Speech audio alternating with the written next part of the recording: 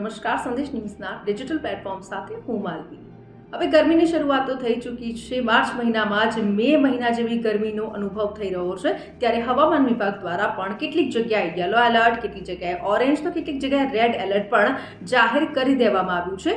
ત્યારે હવે આની વચ્ચે ગરમીથી કેવી રીતે બચવું અને હીટ વેવ, સ્કિન બર્ન અને ડિહાઇડ્રેશનથી કેવી રીતે બચી શકાય તે વિશે જાણકારી મેળવીશું MD skin specialist doctor Pinakin Desai પાસેથી.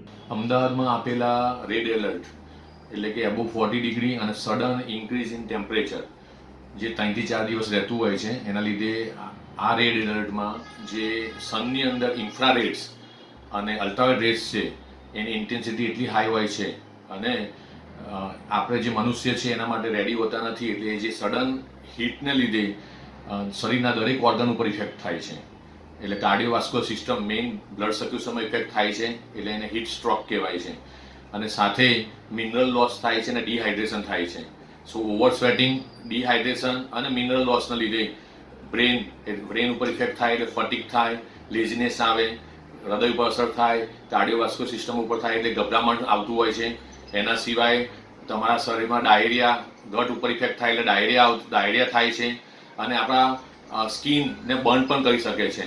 એટલે દરેક વ્યક્તિને એવી રજૂઆત છે કે તડકામાં કામ કરે તો થોડું બ્રેક લઈને કામ કરે, વચ્ચે છાયામાં જાય, શેડોમાં, સાથે ફૂલ સ્લીવ કપડાં પહેરે, પોતાના બોડીને હાઇડ્રેટ કરતા રહે, ફ્રૂટ જ્યુસ લે, એના સાથે પાણી 3 થી 4 લીટર પાણી પીવું જોઈએ, થોડું મીઠું નાખીને લીંબુ શરબત લેવું જોઈએ, છાશનો ઉપયોગ વધારે કરવાનો, ફ્રૂટ્સ વધારે લેવાના છે, પોતાના શરીરને લાઇટ કપડાથી ઢાંકીને રાખવાના છે અને ટુકડામાં કામ કરવાનું છે.